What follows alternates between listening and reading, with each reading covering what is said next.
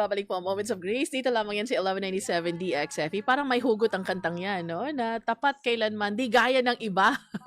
Tapos sabay tingin sa kabila, no? Na parang hindi kagaya ng iba. Alam niyo po mga ka-moments, ganun yung realidad ng ating buhay, di ba? What can you do? We can only continue to put our faith and our trust in God. Remind ourselves that even if we tend to start comparing and complaining, wala na, no? Walang magandang maidudulot yan. Kaya chill lang, no? Sabi pa ni Ate Celsa Candari, relate ako sa feelings from our parents. And sometimes, di ba, sinasabi natin, pag ako nagkaanak, hindi ko ito gagawin. And then, habang lumalaki yung mga anak natin, ganun na ganun ang ating mga ginagawa. Kaya ka-moments, chill ka lang din. Wag masyadong mataas ang expectations sa ating mga sarili. Kasi tayo din po ay pumapalpak. Kailangan talaga natin na ma-remind everyday. 'Di ba? Na anong magagawa ko? Ito lang yung realidad ng buhay ko. Si Ate Felda Recania nga, sabi niya, relate ako, Ate Maggie, sa mga walang anak.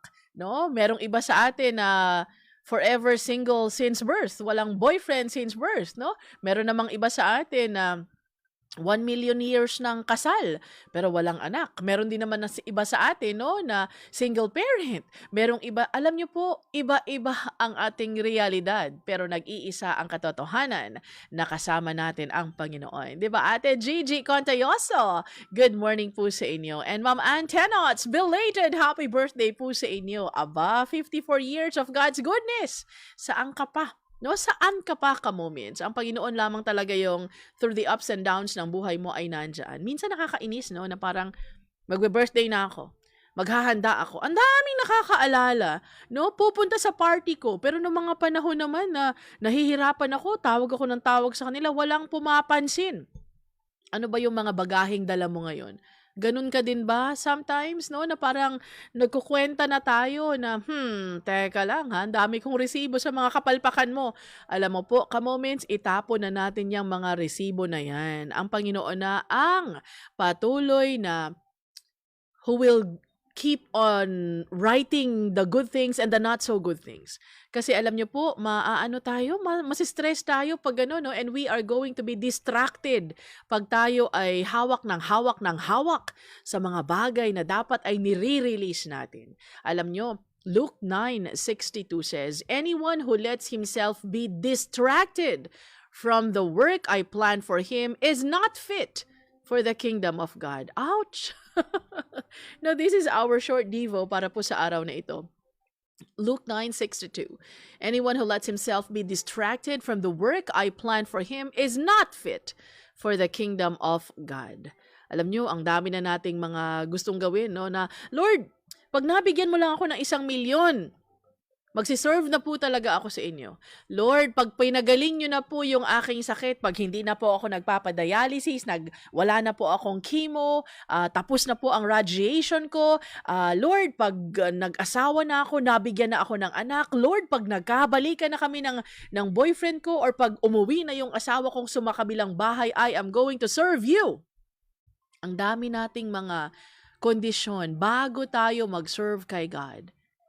Pero alam niyo po mga ka-moments, sa sobrang kabisihan natin, na inuuna natin yung mga bagay-bagay na pwede naman palang hindi unahin.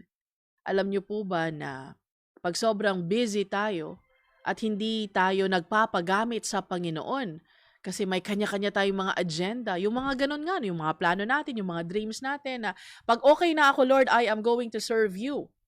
Pero alam niyo mga ka-moments, ang sabi ng Luke 6:62, anyone who lets himself be distracted from the work I plan for him is not fit for the kingdom of God. Ano po kaya ang plano ng Panginoon sa iyo? Saan ka ba inassign ni Lord? Ikaw ba inassign niya as a business person? Are you giving your best for the honor and glory of God? Or aantayin mo pang 1,000,000, 2,000,000 bago ikaw ay maging isang totoong Kristiyanong business person? If you are a single parent, aantayin mo pa ba na matapos ng pag-aaral ang mga anak mo bago mo gawin kung ano ang pinapagawa ng Panginoon sa iyo? Alam nyo, lahat naman talaga tayo may mga plano, may mga ambisyon, may mga dreams, no? Pero alam nyo po, minsan itong mga plano natin, mga dreams, mga bagaheng dala natin, the bitterness, the anger, the resentment, alam nyo po, these emotions rob us of the time na pwede nating ibigay sa Panginoon.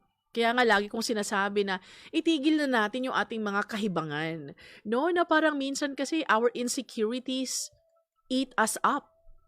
Kasi hindi ako pinapansin ate, hindi ako ina-appreciate. Bahala sila dyan. No, ayoko na mag-serve. Kasi hindi naman nila ako na-appreciate. Ayoko nang pagsilbihan ng asawa ko, napaka-useless naman ito. Yung mga anak ko nawangalang utang na loob. Alam niyo po, ano bang pinapagawa ng Panginoon sa iyo ngayon? If you really want God to use you today, ano ba ang pwede mo na gawin? Ano ba ang plano ng Panginoon na dapat mong gawin? Ano ba yung mga kailangan mong alisin? You cannot love your husband because he does not live up to the expectations that is being demanded of him by the society. So ikaw naman, kasi napakawalang kwenta ng asawa mo, hindi mo na siya mamahalin. Hindi mo na siya isi-serve. Alam niyo po ba mga ka-moments, ang nag-utos po sa atin ng mga wives to submit to our husbands ay ang Panginoon. Hindi naman yung society. Society? Ay nako, sasabihan ng society, girl, iwan mo na yung walang kwenta mong asawa, no? Palamunin, batugan, walang ganito, walang ganyan. Bakit ka nagtitiis? Iwan mo na yan.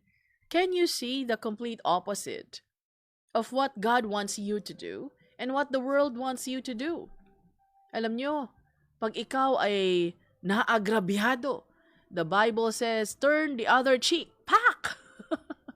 But ang mundo, ay, naagrabyado ka, ay, gawin mo ang lahat para makaganti. No, tapos biglang sabi ng iyong konsensya, kasi narinig mong, vengeance is mine, saith the Lord. Alam niyo po mga ka-moments, pag tayo ay nakikinig sa mundo, mas madaming panahon ang ating ginugugol sa mga sinasabi ng mundo. Those thoughts lingering in our minds, yun yung mga barriers para hindi tayo maka-move forward sa ating relationship sa Panginoon. Alam nyo, di ba, we are to run the race that God has set before us. Pag ikaw ay nasa isang race, may mga hurdles yan, di ba? May kailangan kang i-jump. Meron kang tatakbo-takbo ka na naman, tapos magja-jump ka na naman. But because ang ating mga mata ay nakatingin sa kung saan-saan, itong mga hurdles, itong mga problema, itong mga challenges, these are the things that are holding us back. Hindi tayo makapagpatuloy sa takbo ng buhay natin kasi we are stuck sa hurdles. Yes, may cancer ka. Yes, nagdadialysis ka. Yes, nagkahiwalay kayong mga pamilya. Those are the hurdles that you need to jump over and continue running. Alam niyo mga ka-moments, whenever you look at the expectations of other people, yun din yung nagiging rason. Bakit hindi tayo maka-move forward? Expectations ng mga magulang natin, expectations ng society. Anong sasabihin nila, no? Kung ganito ako? Anong sasabihin ng mga tao pag ito ang ginawa ko? Sino ba dapat ang inuuna natin? Ang Panginoon or ang expectations ng society? Alam ko naman na madaling sabihin na syempre si God, pero ang hirap gawin. But then you know what? Even if it is difficult to do, it is still the right thing to do. Inuuna natin ang expectations ng iba. Inuuna natin na ma-please ang iba. What about pleasing God? Alam niyo po, baliktad na baliktad ang pag-please natin kay God sa pag-please natin sa mundo. If you wanna please the world, it's so easy. No, gawin mo lang lahat ng mga gusto mong gawin. Walang bawal-bawal. That is the world's way. But God's way, it is the straight and narrow. Di ba sabi nga, wide is the road that leads you to destruction. But the road that leads you to God is napakakipot. No? Bangin, left and right, konting ganyan lang, hulog ka na. No, ano ba ang mga hurdles na kailangan mong malampasan ngayon? Alam nyo, do not be distracted with the hurdles that you are facing. Luke 9:62 reminds you and me that anyone who lets himself be distracted from the work I plan for him is not fit for the kingdom of God. Aside sa mga distractions natin, aside sa mga expectations ng ibang tao, expectations ng society, ano pa ba ang nagkukos ng distraction sa iyo, ka-moments? Your past? Alam nyo, itong past na ito, no? Ito yung parang tali talaga that will always hold us back. 'Di ba na ate, nakakahiya kasi alam mo, 10 na yung anak ko, ganito ganyan ang kanilang mga tatay, ate ganito ganyan. Ano ba ang past mo? Yes, nagkamali ka in the past. Sino ba naman sa atin ang hindi nagkamali? Sino ba naman sa atin ang may super linis na past? I wish I can raise my hand and say, no, na parang, ay, kayo lang yan. Ako, wala. Lumaki akong tama. Lumaki akong perfect. I wish I can say that, but I cannot. Kasi sa totoo lang, ka-moments, ang dami ko ring mga tinatago sa past ko na, syempre, hindi ko naman gustong sabihin sa inyo. Ang dami ko pong mga kapalpakan. No, ang dami ko pong mga nakakahiyang karumal-dumal na mga krimen na ginawa, no? Krimen, hindi siguro sa society, but sa mata ng Diyos. Kaya nga kailangan ko ang Panginoong Jesus every day of my life. What is your past? How is your past holding on sa iyong pag-usad sa future na inihanda ng Panginoon sa inyo? Siguro ang hirap i-let go ng past natin.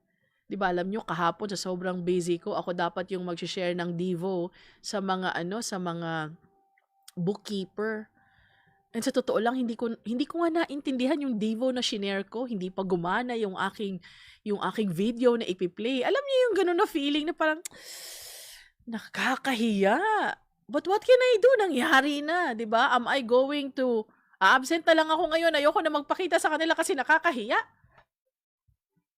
Alam niyo po mga ka-moments, tapos na. Nangyari na. Anong magagawa mo?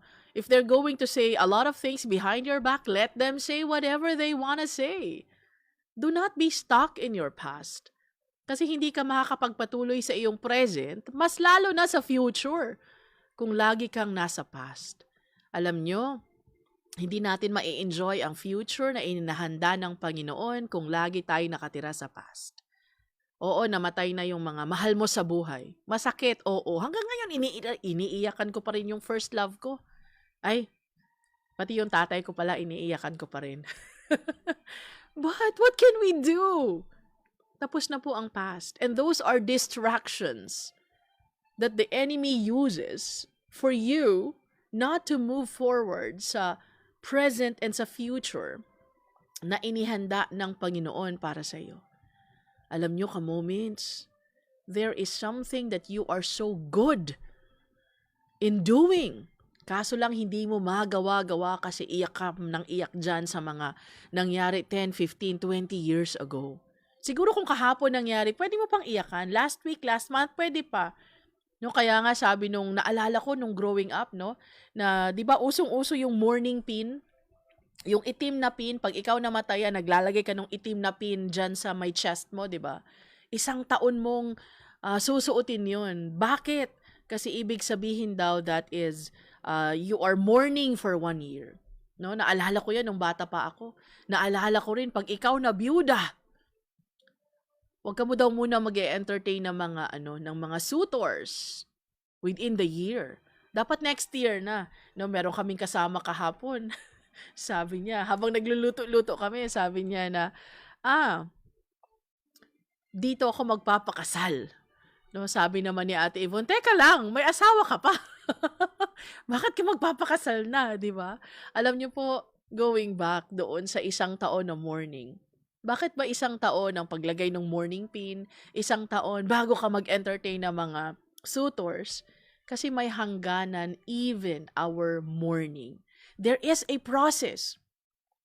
And we need to go through the process. Me, it took me a long time, no? Even ngayon, umiiyak pa rin ako sa tatay ko, no? Doon sa memories ng tatay ko. Pero alam niyo po, iiyak ka man, pero you have to remind yourself na patuloy lamang ang paglaban natin sa buhay natin. Di ba, hindi man natin magawa ang lahat. Pero we do what we can for the honor and glory of God. Baka kailangan nating simplihan yung ating mga buhay. Huwag ka nang umasa, no, na maka-earn ka ng milyon-milyon. Ako gusto ko rin naman ng maraming milyon sa bangko.